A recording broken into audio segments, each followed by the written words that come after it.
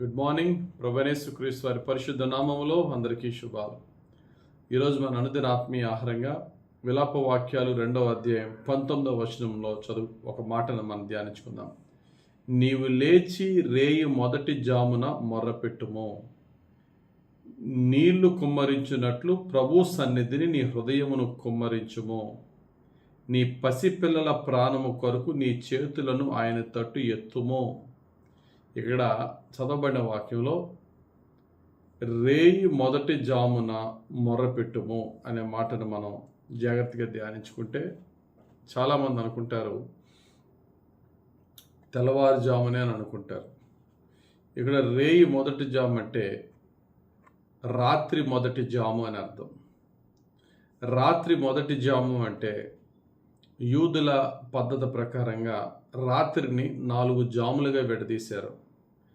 సాయంకాలం చీకటి పడుతున్నప్పుడు రాత్రి 6 గంటల నుండి 9 గంటల వరకు మొదటి జాము, 9 నుండి 12 గంటల వరకు రెండవ జాము, 12 to 3 మూడవ జాము, 3 గంటల తెల్లవారు 3 నుంచి 6 గంటల వరకు 4వ జాము. రాత్రి మొదటి జాము అంటే ఎప్పుడండి?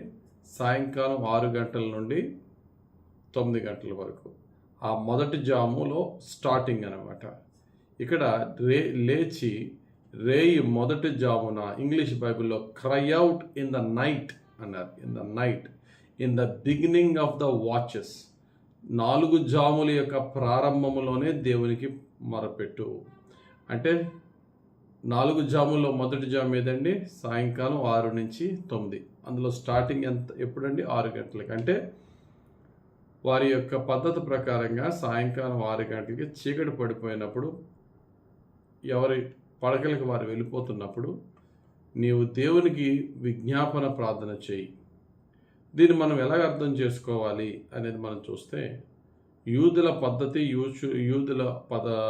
పద్ధతి ప్రకారంగా వారికి ఎప్పుడు కూడా సాయంకాలం 6 గంటలకి వారి యొక్క డే ప్రారంభమవుతుంది. ముందు చీకటి, తర్వాత పగలు, వారి యొక్క డేస్. అస్తమయమును ఉదయమును కలుగుగా ఒక రోజు ఆయను, ఒక దినమాయను కదా. అలాగా రాత్రి సాయంకాలం 6 గంటలకి వారి యొక్క న్యూ డే ప్రారంభమవుతుంది.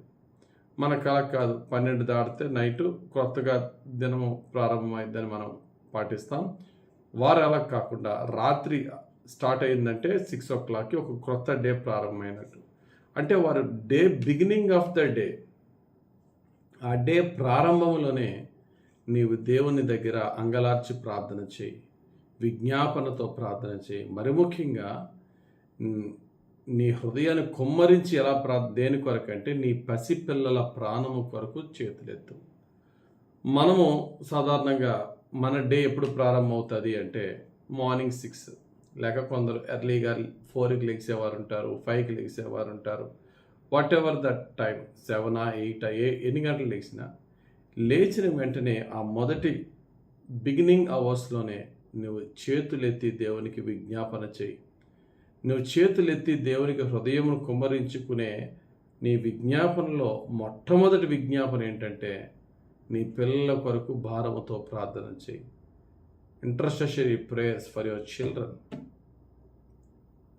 ఉదయమునే తెల్లవారుజామునే భక్తుడైనటువంటి యోబు తన పిల్లల కొరకు పాప పరిహారార్థ బలు అర్పించి ప్రార్థన చేసేవాడట. కాబట్టి పడుకునేటప్పుడు రాత్రి అయినా, లేక లేచిన వెంటనే మొదటి జాములో మొదటి ఆ గడియలో అయినా మన పిల్లలను ముందుగా దేవుని పాదాల యొద్ద ప్రార్థన చేయాలి. పడుకునే ముందు ప్రార్థన చేయాలి. వాక్యం చెప్తుంది, యెహోవా పట్టణమును కాపాడని ఎడల దాని కావలి కాయు వారు మేలుకొని ఉండుట వ్యర్థమే. పడుకునేటప్పుడు భారముతో, ప్రభువా నా బిడ్డలను, ఆ తర్వాతే నన్ను, నా భార్యను లేక నా భర్తను. ముందు తల్లిదండ్రులు మనం పిల్లల యొక్క జాగ్రత్తను యోచించేవారము కనుక అది పడుకునేటప్పుడైనా ఉదయమైనా మనం ప్రార్థన చేసి, వారు స్కూల్స్కి వెళ్ళేటప్పుడు, కాలేజెస్కి వెళ్ళేటప్పుడు, వారి డే స్టార్ట్ అవ్వక ముందే వారి గురించి మనం దేవుని దగ్గర విజ్ఞాపన చేసినట్లయితే మన పిల్లల రాకపోకల యందు, మన పిల్లలు పడుకున్నప్పుడు, స్కూల్స్లో కాలేజీల్లో ఉన్నప్పుడు నిత్యము దేవుని సంరక్షణ, దేవుని కాపుదల మన బిడ్డల మీద ఉండేలాగున నిత్యము విజ్ఞాపన చేయాలి. ఇక్కడ భక్తుడు ఇర్మియా భక్తుడి ఈ విలాప వాక్యాల్లో ఎంతో భారముతో నీ హృదయాన్ని కుమ్మరించు అన్నాడు. నీళ్లు కుమ్మరించినట్లు ప్రభు సన్నిధిని హృదయమును కుమ్మరించు. ఎందుకంటే అంత భయంకరమైన దినాల్లో మనం ఉన్నాం. ఆ యొక్క భయంకరమైనటువంటి పరిస్థితులు ఎదుర్కొనే ఈ పరిస్థితుల్లో మనకి మన కుటుంబానికి దేవుని యొక్క కాపుదల ఎంతో అవసరం. యేసు ప్రభు రాత్రంతయు ప్రార్థనలో గడిపాను అనే మాట మనకి లూకాసు వార్త 6వ అధ్యాయం 12వ వచనంలో ఉంటుంది. మరలా ఉదయమనే తెల్లవారుజామునే ప్రార్థనలో గడిపిన సందర్భం కూడా మార్కు సువార్త 1వ అధ్యాయం 35వ వచనంలో ఉంటుంది. ఆయన పెందల కాడనే లేచి ఇంకను చాలా చీకటి ఉండగానే బయలుదేరి అరణ్య ప్రదేశంలోకి వెళ్ళి అక్కడ ప్రార్థన చేయుచుండాను. కాబట్టి ప్రార్థనకి ఎంతో ప్రాధాన్యత ఇచ్చాడు. ప్రియులారా, మన పిల్లల్ని మనము మన ఇంట్లో ఉన్నంతసేపు సంరక్షించుకోవడానికి ప్రయత్నిస్తాం. కానీ వారు స్కూల్కి వెళ్ళేటప్పుడు మార్గంలో కానీ స్కూల్లో కానీ తిరిగి వచ్చేటప్పుడు కానీ అనుక్షణము సంరక్షించేది, ఈవెన్ మన ఇంట్లో ఉన్నా కూడా సంరక్షించేది మన ప్రభువే. కనుక నిజముగా మన పిల్లల పట్ల మనకి ప్రేమ ఉంటే వాళ్ళు ముద్దాడడం కంటే అంతకంటే ముఖ్యంగా వారి కొరకు భారముతో దేవుని సన్నిధిలో ప్రార్థన చేస్తే దేవుడు ఆయన దూతలను మన పిల్లలకి తోడుంచి వారిని సంరక్షిస్తాడు.